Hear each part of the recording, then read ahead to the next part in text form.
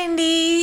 ఇవాళ స్పెషల్ ఏంటంటే చికెన్ వాటర్తో రైస్, అలానే చికెన్ ఫ్రై పీస్ అండి. చాలా టేస్టీగా ఉంటుంది, అదిరిపోతుందనమాట. ఎలా చేసుకోవాలో చూసేద్దాం. ఇప్పుడు స్టవ్ పైన ఒక పెద్ద ప్యాన్ పెట్టుకుని తగినంత నెయ్యి వేసుకోవాలండి. నెయ్యి వేసుకొని హీట్ అయిన తర్వాత 2 బిర్యానీ ఆకులు, అలానే దాల్చిన చెక్క, బండ పువ్వు, ఇలాచి, లవంగం 3 చప్పున వేసుకోవాలండి. ఈ నెయ్యిలో వేసుకొని మంచిగా ఫ్రై చేసుకోవాలి. ఇవి మంచి స్మెల్ వచ్చేంత వరకు ఫ్రై చేసుకోవాలన్నమాట.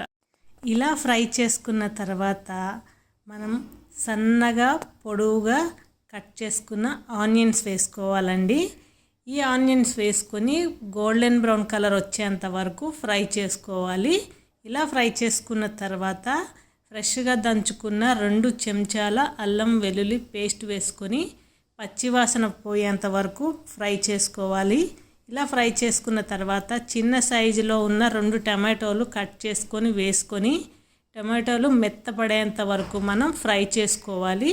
ఇలా ఫ్రై చేసుకున్న తర్వాత ఒక గుప్పెడు పుదీనా వేసుకొని ఇది కూడా మంచిగా సాఫ్ట్ అయ్యేంత వరకు ఫ్రై చేసుకోవాలి.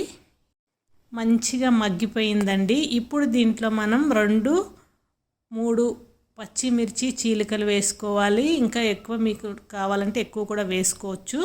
దాని తర్వాత 2 పెద్ద చెంచాల పెరుగు వేసుకొని ఇదంతా కూడా మంచిగా కలిసే విధంగా కలుపుకుంటూ దీంట్లో ఉన్న తేమ అంతా ఇంకిపోయి ఆయిల్ పైకి తేలేంత వరకు కుక్ చేసుకోవాలి. ఇలా కుక్ చేసుకున్న తర్వాత చికెన్ తీసుకొని వేసుకోవాలి. వేసుకున్న తర్వాత తగినంత సాల్ట్ వేసుకొని ఈ మసాలా అంతా కూడా చికెన్కి పట్టే విధంగా కలుపుకోవాలి. ఇలా కలుపుకుని దీంట్లో మనం చికెన్ బిర్యానీ మసాలా 1.5 స్పూన్ వేసుకోవాలండి. ఇది వేసుకున్న తర్వాత గరం మసాలా 1 చిన్న స్పూన్ వేసుకొని మంచిగా కలుపుకోవాలి. చికెన్కి పట్టే విధంగా మంచిగా కలుపుకోవాలన్నమాట. ఇదంతా కూడా ఒక 10 నిమిషాల పాటు ఇలాగ మనం కుక్ చేసుకోవాలి. ఈ పెరుగులోనే ఈ టొమాటో అంతా వాటర్, చికెన్ వాటర్ కూడా వస్తుంది కాబట్టి మంచిగా కుక్ చేసుకున్న తర్వాత ఒక గ్లాస్ బియ్యానికి 2 గ్లాసుల వాటర్ చప్పున వేసుకొని మంచిగా ఒకసారి ఇలా కలుపుకొని మూత పెట్టుకుందామండి. దీంట్లో సాల్ట్ అది సరిపోయిందో లేదో చెక్ చేసుకోవాలి. ఇప్పుడు మనకైతే బాయిల్ అయిపోతుందండి. ఈ చికెన్ వాటర్ అనేది మంచిగా బాయిల్ అవుతుంది కదా. మనం ఈ చికెన్ అంతా కూడా సపరేట్ చేసుకోవాలి. 10 మినిట్స్ పాటు బాయిల్ చేసుకున్న చికెన్ని ఒక గిన్నెలోకి తీసి పక్కన పెట్టుకొని అరగంట సేపు నానబెట్టుకున్న బాస్మతి రైస్ని వేసుకోవాలి.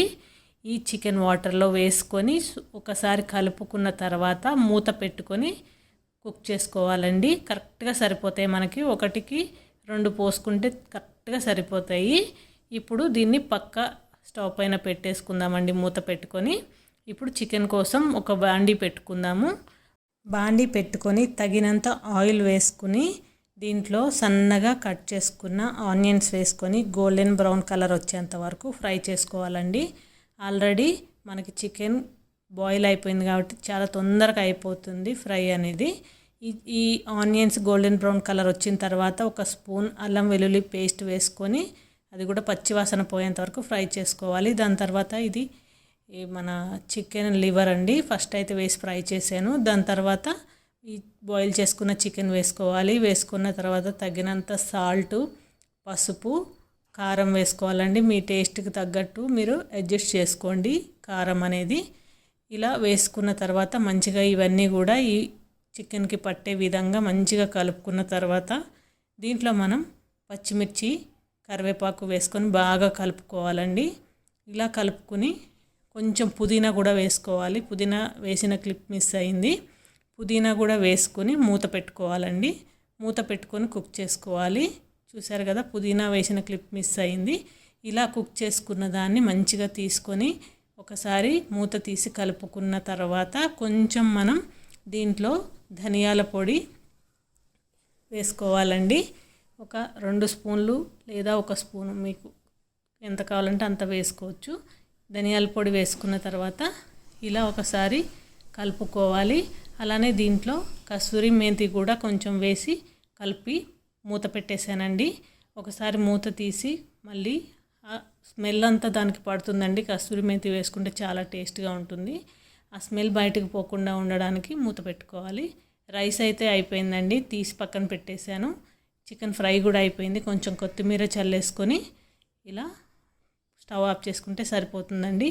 Chicken rice with fry piece చాలా చాలా యమ్మీగా ఉంటుంది. అలానే ప్లీజ్ లైక్, షేర్, సబ్స్క్రైబ్ చేసుకోండి.